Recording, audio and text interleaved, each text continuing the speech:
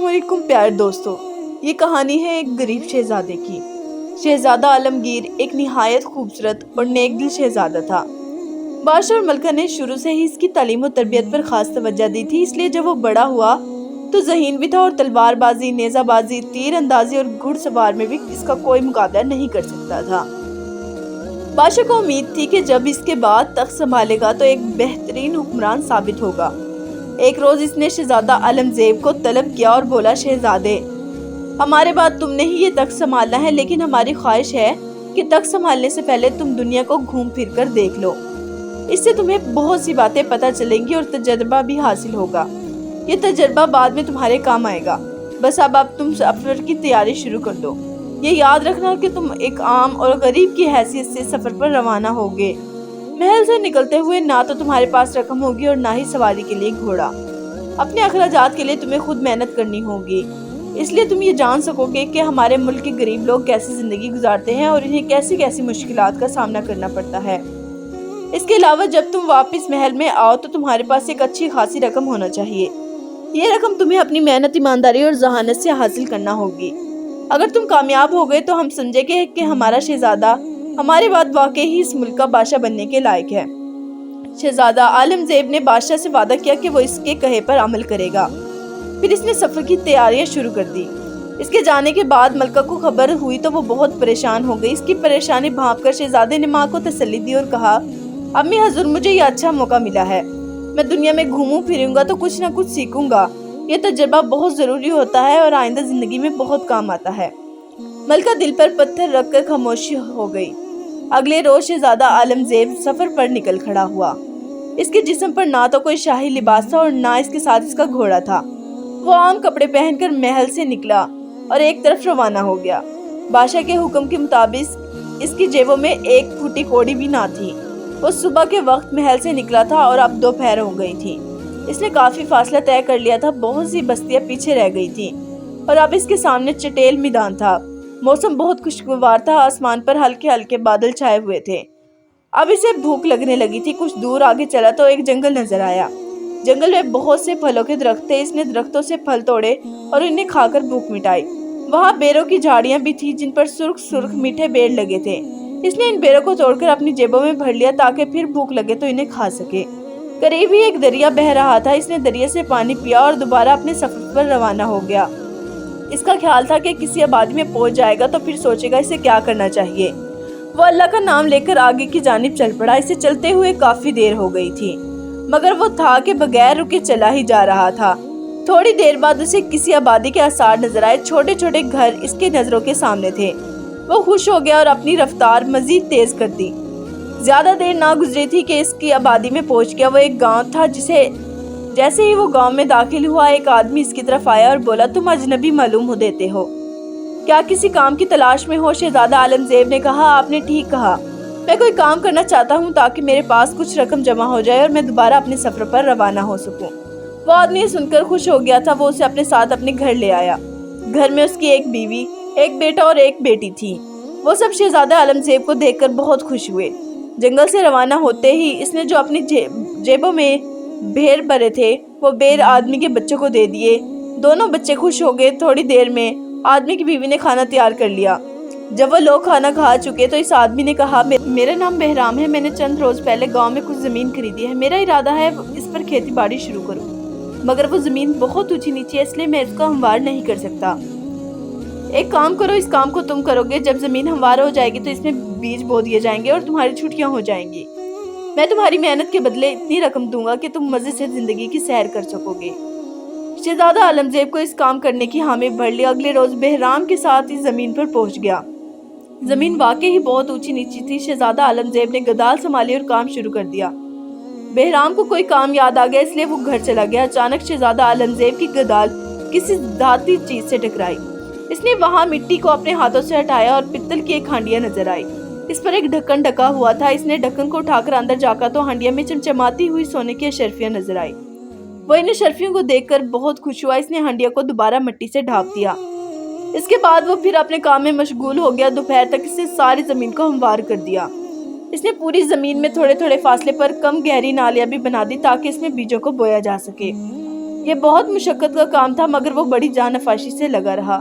اس قدر محنت کا کام کرنے کی وجہ سے شہزادہ عالمزیب کو تھکن سی محسوس ہونے لگی تھی۔ وہ سستانے کے لیے ایک درخت کے نیچے بیٹھ گیا۔ بہرام کو گئے ہوئے بہت دیر ہو گئی تھی۔ جب وہ گھر واپس آیا تو شہزادہ عالمزیب اپنا کام ختم کر چکا تھا۔ اس کے کھیتوں کی زمین بالکل ہموار ہو چکی تھی۔ اس نے اس محنت کی بہت تعریف کی۔ بہرام اپنے ساتھ گھر سے کھانا بھی لایا تھا۔ دونوں نے ساتھ بیٹھ کر کھانا کھایا۔ شہزادہ عالمزیب نے اسے ابھی تک اشرفیوں کی ہنڈیوں کے بارے میں کچھ نہیں بتایا تھا۔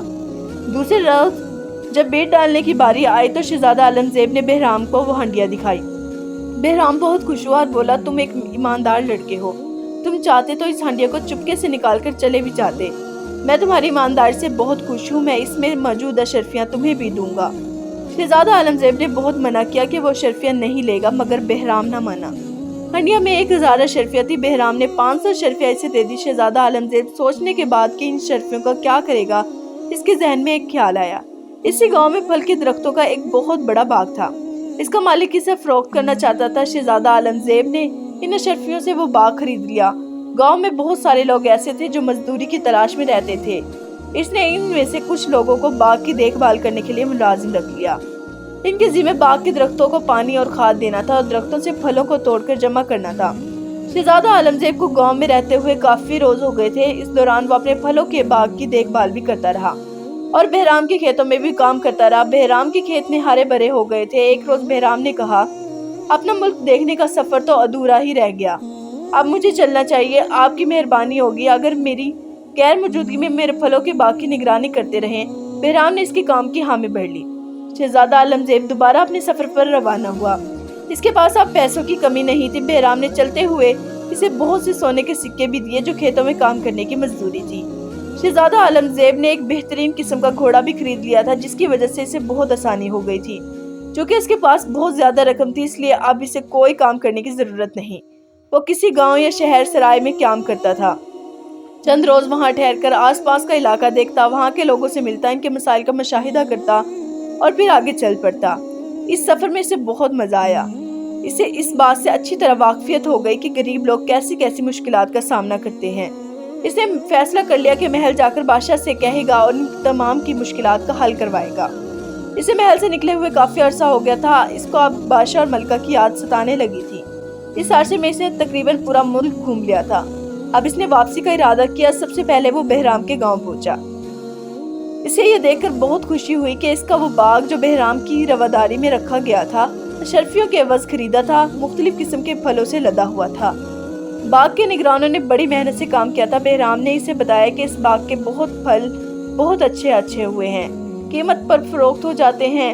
اس نے ایک اشرفی سے بھری ہوئی تھیلی شہزادہ عالمزیب کے حوالے کی اور بولا، باغ کے سارے اخراجات نکال کے یہ اشرفیاں بچی ہیں، انہیں سنبھال کر اپنے پاس رکھو۔ شہزادہ عالمزیب نے ان اشرفیوں کی تھیلی لے کر اس کا شکریہ ادا کیا اور بولا، میری مشکل حل ہو گئی ہے۔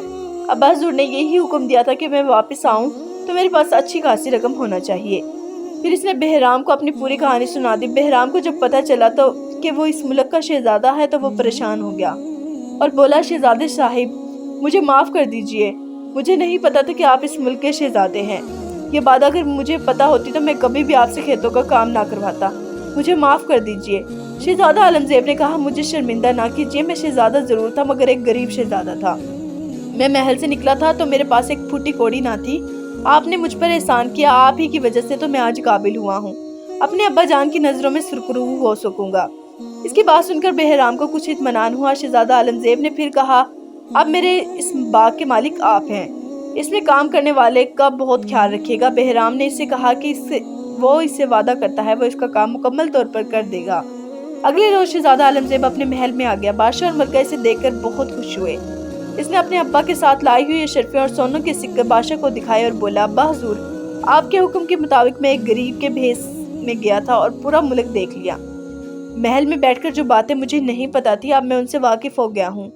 ہمارے ملک کے بہت سارے لوگ تکلیف میں زندگی گزار رہے ہیں۔ ان کا بہت بڑا سبب یہ ہے کہ سرکاری اہلکار اپنے کاموں کو ایمانداری اور محنت سے انجام نہیں دیتے۔ لوگوں کی ایک بڑی تعداد انتہائی غریب ہے کیونکہ ان کے پاس روزگار کے مواقع نہیں۔ میں نے جگہ جگہ ایسے بچوں کو دیکھا ہے جو تعلیم حاصل کرنے کے لیے مکتبوں کا رخ نہیں کرتے۔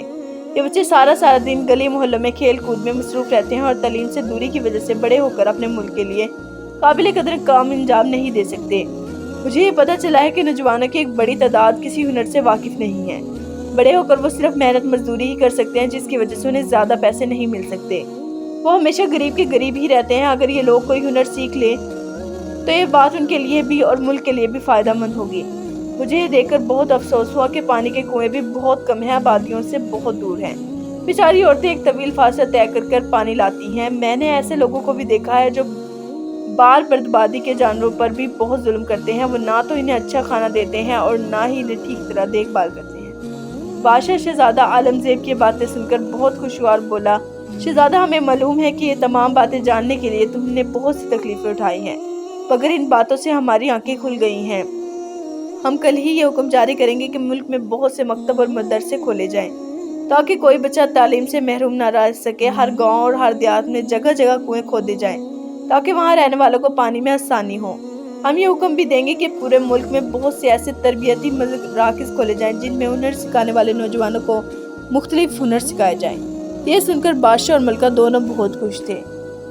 دوستو، اگر آپ کو ہماری سٹوریز اچھی لگے تو ہمارے چینل بی اسٹوری کو سبسکرائب کریں۔ اللہ حافظ۔